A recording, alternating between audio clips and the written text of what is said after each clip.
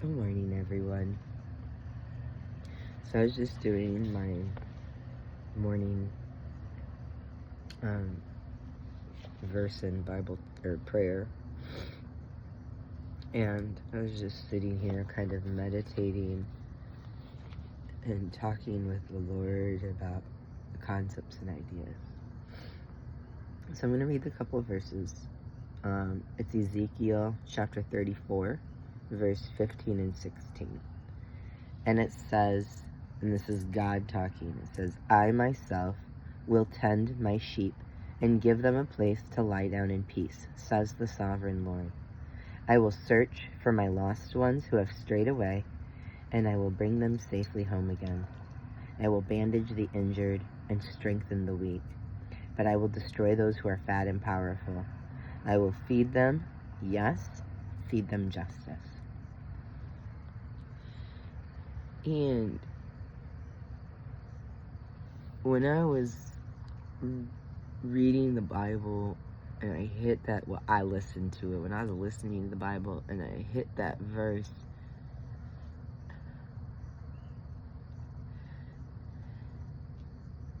it pulled my insides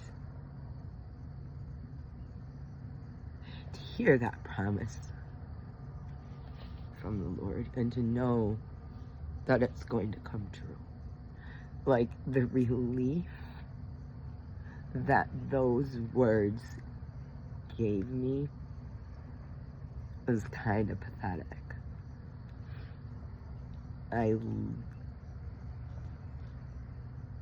I know a lot of people have it worse than me. But in my own existence, from my perspective and what I've gone through and what I go through, it hurts. I'm in constant pain, mentally, physically, emotionally, whatever. Everyone is. Yeah, I know. That's what makes it so bad, is that because people are in pain, they start to lose empathy for other people in pain. That's not okay. And I know I can do it too, but usually it's only after the other person already didn't care about me. And I know that's not right either, which is why I still try to care about other people. Because just because I am struggling, just because I am hurting, does not give me the right to put down someone else. Or to not care about them. I don't always know how to care, but I know that I should, and I try. I at least talk to God. Like, I don't know. I don't. And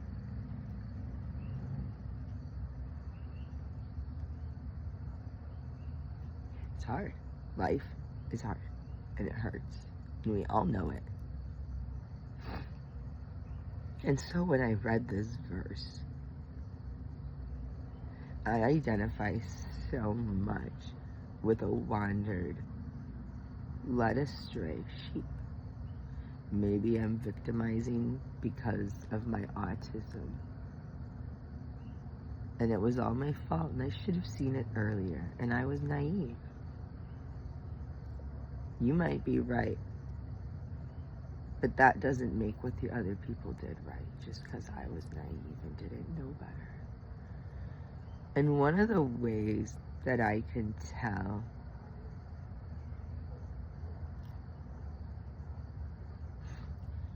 is because when I became an adult, God waited. He didn't keep nagging me and nagging me and nagging me and making me feel guilty in my time of wandering. Because I didn't understand what was going on. I was so lost and in pain and on so many different meds and drugs. I was a zombie.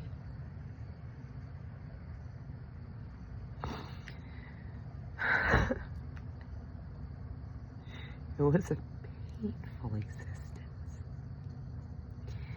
but such a different kind of pain than the kind I live in now. Being self-aware is just almost as tormenting as being oblivious, as being naive,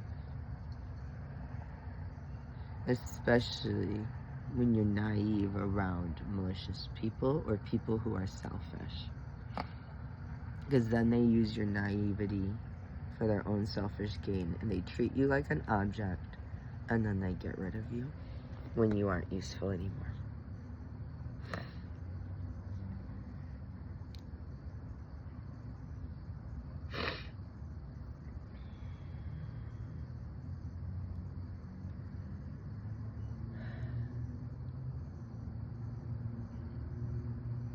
I've experienced such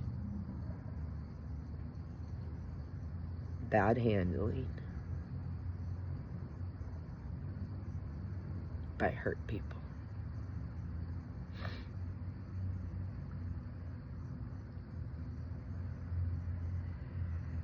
I was listening to this video by Mike Winger yesterday. He was commenting on this Christian black woman who had made this prayer, gotten it in a book, publicized huge everywhere, and it was a prayer asking God to help her hate white people. And she even admits in the prayer, God, I love them. You keep giving me love for them. I don't want it. I want hate. That hurt. Not even because I'm white. Like, I don't even care about that. What hurt was the fact that she's claiming to be a Christian, and yet she is so lost and hurt and injured herself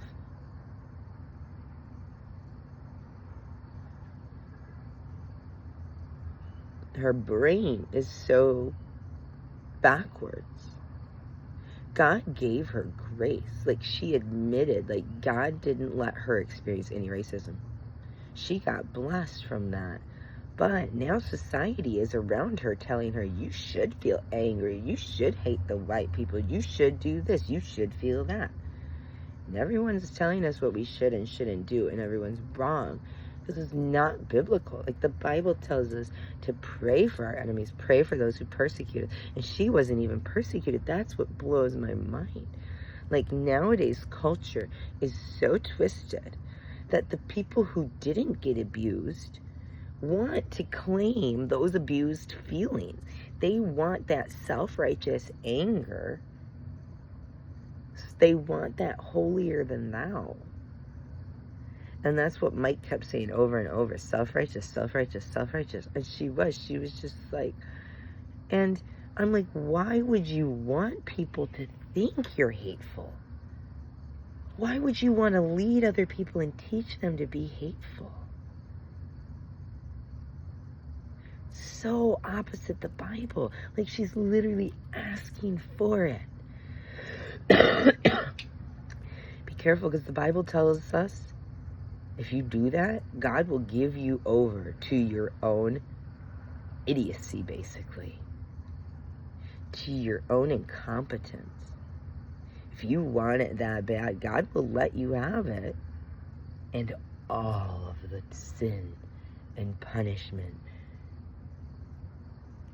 discipline, whatever word you want to, like, all of the repercussions, the consequences that come with it.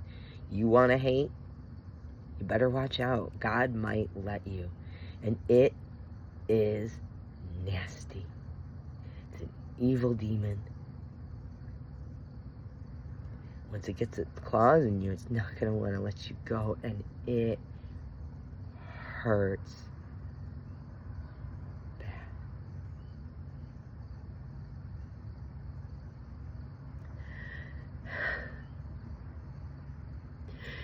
And I understand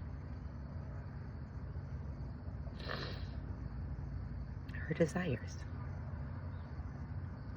Because I feel the same ones. Except mine are real.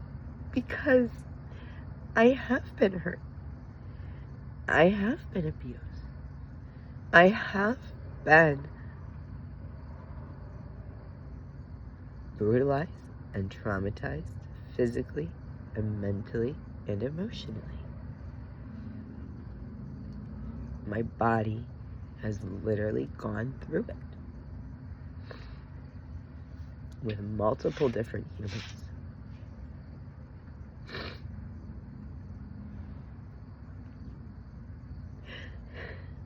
And to know that they still don't care what they did to me. They don't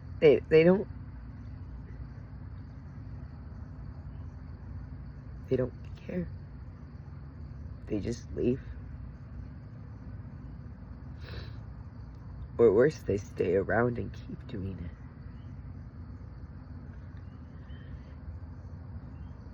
And I understand her feelings because I pray the opposite. I feel the temptation to give up, to stop trying because it hurts. And I confess those to God. And I beg Him to change my heart. Because I've read the Bible. And I know what it tells us to do when we experience those temptations and when we experience those things. We are called to love and forgive and to act like Jesus, not to pray for hate. She even prayed that God would allow her to stop. Like, it was so twisted. Like, it's the whole point of being a Christian, is that you chose to go through this for other people. Christ went through it for you. Do you think it was easy for him to behave properly, even when people were hurting him, abusing him, neglecting him, whatever? It hurts to act like Christ, especially when you're new, like it, and then when you're in a situation like me where you've dug yourself in deep with a lot of really dark things.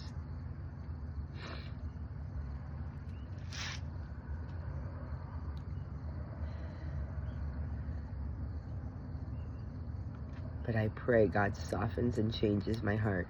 I pray He adds to my love, because He loved billions and trillions of people, all the people in the existence of the world. He loved them. And He was willing to be hurt by them to prove that He loved them. So who am I to accept that from Him and not give it to others? It does not mean we lay down and take anything. Jesus didn't do that. He spoke the truth and He stood up.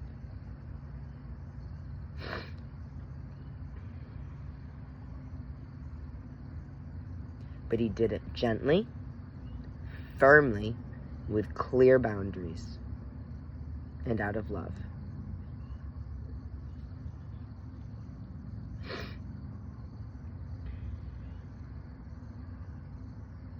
And that is hard. And that hurts.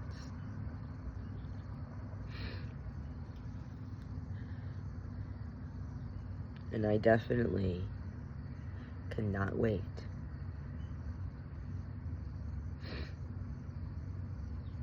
for this time that Ezekiel talks about. I love you guys. Stay strong. Don't give up. Don't listen to the world. It's telling you lies. There are so many Christians out there who are just picking and choosing Bible verses. They aren't taking it in context. They're manipulating it and twisting it to mean what they want it to mean. And that is a one-way ticket to hell. It's not a laughing matter. It's not funny. These are people's souls, and they're so lost and leading others astray. They are leading people astray, people like I used to be. People who used to be innocent. People who used to be sheep, and then they were hurt by the shepherds, and the shepherd kept hurting them and leading them to bad places and starving them and making them go without water. They were bad shepherds, bad leaders. They taught them bad habits and bad rules and lies, deception.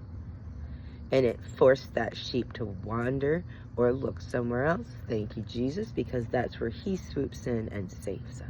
And he's going to take us, and he's going to take care of us the way a good shepherd does, the way a loving shepherd does, the way a shepherd of truth does.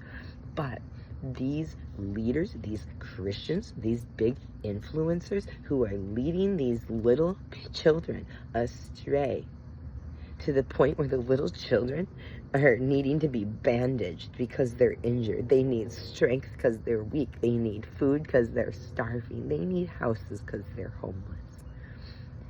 These fat, powerful leaders, self-righteous people, selfish people, they hurt these children. And God speaks very sternly about that. So if you become a leader, if you're a hurt sheep who turns into a leader, be so cautious. Be so aware.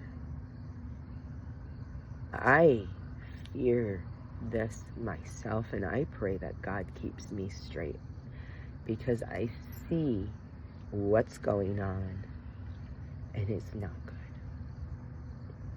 I love you guys. He loves you more. Have a great day.